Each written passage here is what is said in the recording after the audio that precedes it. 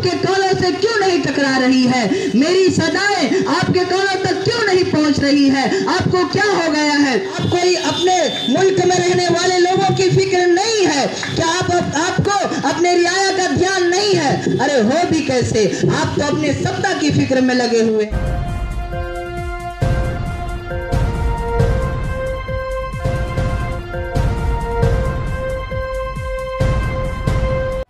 Subscribe कीजिए हमारे channel को और बेल आइकन को दबाइए हमारी लेटेस्ट। मैं यहाँ तमाम बैठे हुए लोगों को सलाम करता हूँ, नमस्कार करता हूँ। हम हिंदी हैं, हमें इस बात से इनकार नहीं। हम हिंदी हैं, हमें इस बात से इनकार नहीं। हम वतने अजीज हैं, गैरों के तरफदार नहीं। हम हिंदी हैं, हमें इस बात से इनकार नहीं। हम वतने अजीज हैं, गैरों के तरफदार नहीं। हम हैं मंजिल का निशान, हम हैं मंजिल का निशान, राह के दीवार नहीं। हम वफादार हैं इस देश के, हम वफादार हैं इस देश के, गद्दार नहीं। मेरे मोहतरम बुजुर्गों और दोस्तों और प्रोटेस्ट में बैठी माएँ, बहनें और नौजवान साथियों, आप और हम इस बात से बखूबी वाकिफ हैं, यानी इस बात को अच्छी तरह जानते हैं कि हमारा ये मुल्क डेमोक्रेसी मुल्क है, जमहूरी मुल्क है। यहाँ हिंदू हो या मुसलमान, सिख हो या ईसाई, बड़ा हो या छोटा, बच्चा हो या बूढ़ा, औरत हो या मर्द, किसी ऊंचे जाति से ताल्लुक रखने वाला हो या नीचे दर्जे के मामूली इंसान, रक्षा चलाने वाला हो या ट्रक, ट्रेन का ड्राइवर हो या हवाई जहाज का पायलट, किसी ऑफिस में काम करने वाला हो या रोड पर कूड़ा उठाने वाला, अलगर्ज कोई भी इंसान हो, कोई भी शख्स हो, कोई भी व्यक्ति हो जो इस मुल्क में रहता है, इस मुल्क का वासी है, उसको ये हक है कि अपने हक के लिए आवाज बुलंद कर सके, आवाज उठा सके। इसीलिए हमारी माएँ बहनें कई दिनों से यहाँ इकट्ठा है, धरना पर बैठी हुई है। लिहाजा मेरा हुकूमत से यह कहना है कि हमें चिल्लाते चिल्लाते हमारा गला सूख रहा है, हमारी रगें सूखी जा रही है, फिर भी हमारी आवाज आपके कानों से क्यों नहीं टकरा रही है? मेरी सदाएं आपके कानों तक क्यों नहीं पहुंच रही है? आपको क्या हो गया है? कहीं माए बहनें चिल्ला रही है, कहीं बाप और भाई चिल्ला रहा है, कहीं वो लोग चीख रहे हैं जो आपके नजदीक बेटे और बेटियों के मानिंद है। आपको क्या हो गया है? आप हमारी आवाजें, हमारी सदाएं आपकी कानों तक नहीं पहुंच रही है, या फिर आप अपने कान में तेल डालकर सोए हुए हैं? आपको अपने मुल्क में रहने वाले लोगों की फिक्र नहीं है? क्या आपको अपने रियाया का ध्यान नहीं है? अरे हो भी कैसे, आप तो अपने सत्ता की फिक्र में लगे हुए हैं, आप तो अपनी कुर्सी के फिक्र में लगे हुए हैं। मैं बता दूं कि मैंने हदीस शरीफ के अंदर, अपने किताबों के अंदर अरबी का ये मकूला पढ़ा है कि कुल्लुकुम राइन व कुल्लुकुम मसऊलुन अन रायतिही, कि तुम सब के सब जिम्मेदार हो। तुम में से हर शख्स से उसके अंडर में रहने वाले लोगों के बारे में, उसके मातहत रहने वाले लोगों के हुकूक के बारे में पूछा जाएगा। तो मैं भी पार्लियामेंट में बैठे लीडरों और हुक्मरानों से पूछना चाहता हूँ कि आखिर आप अल्लाह ताला के पास, उस खुदा के पास, उस भगवान के पास क्या जवाब दोगे? एक ना एक दिन ये दुनिया छोड़कर सबको जाना है, तो बताओ कि आप ऊपर क्या मुंह दिखाओगे? इसलिए मैं आपसे रिक्वेस्ट करता हूँ, दरखास्त करता हूँ, अपील करता हूँ कि इस ARC और CAA और MPR जैसे कानून को वापस ले लें। और आप कहते हैं कि ये कानून कोई काला कानून नहीं है और इससे किसी को कोई तकलीफ नहीं है, इससे किसी को कोई नुकसान नहीं होगा, तो मैं आपसे पूछना चाहता हूँ कि आपने कभी एक नजर उन लोगों पर डाला जो बेचारे दिन भर अपने खून बहाते हैं, खून पसीना बहाकर रोटी कमाने की फिक्र में लगते हैं, दिन भर काम करते हैं, अगर रात को घर जाते हैं तो उनको खाना नसीब होता है। अगर वो कमाए कुछ करे तो उनको खाना नसीब होगा, वरना बेचारे को यूं ही भूखे सोना पड़ेगा। क्या आपने एक नजर उन बेचारों पर डाला जिनका कोई घर नहीं है, जिनका कोई मुतय्यना मकाम नहीं है जहां वो ठहर सके, रात गुजार सके? बेचारे को जहां रात होती है वही ठहर जाते हैं, वही सो जाते हैं। क्या आपने कभी ये सोचा कि इस कानून को नाफिज करते हैं तो हुकूमत के खजानों का कितना माल यूं ही खर्च हो जाएगा, यूं ही बर्बाद हो जाएगा?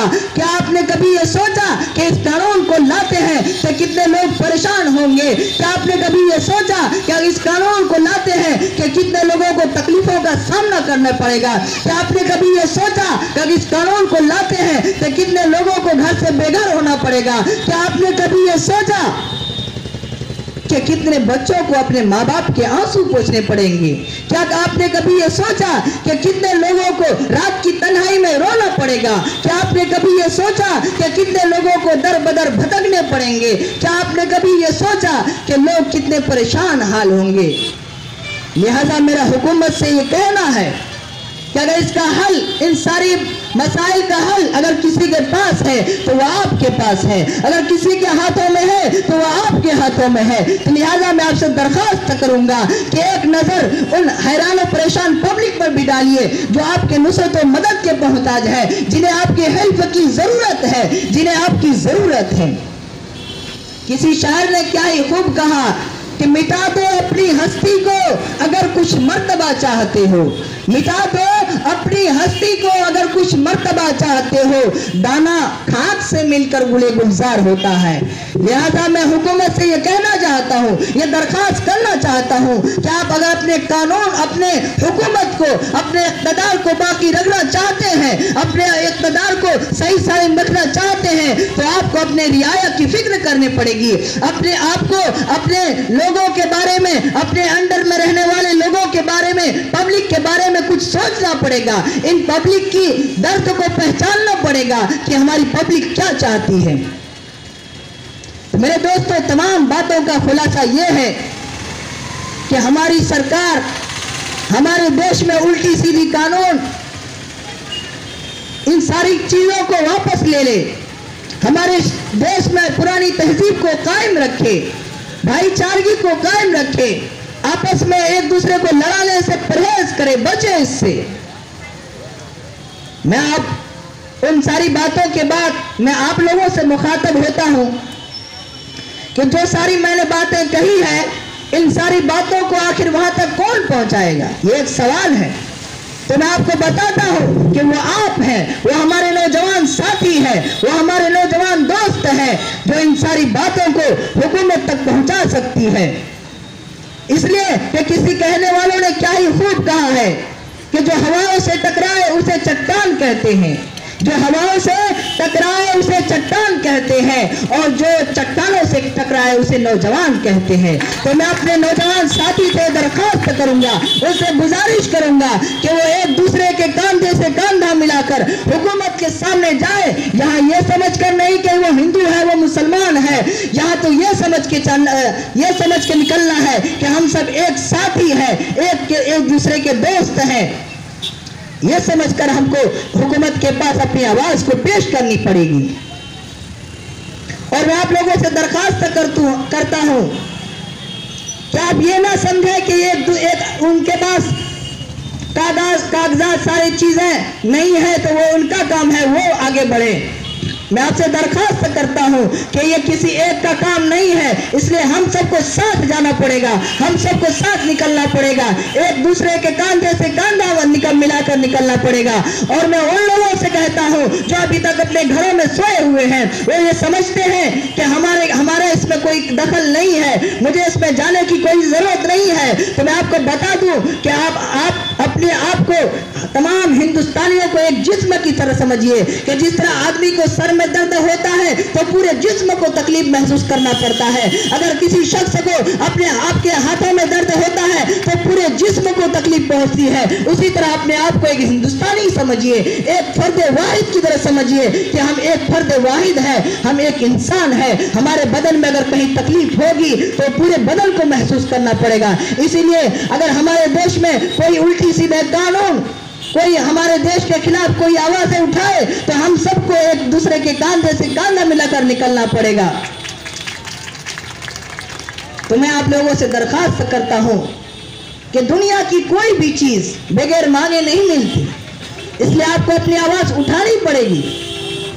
जब अपने बच्चे को माँ अपने दूध भी बगैर मांगे नहीं पिला सकती है, तो भला दुनिया में हमारा हक, जो हमारा हक है वो बगैर मांगे कैसे मिल सकता है।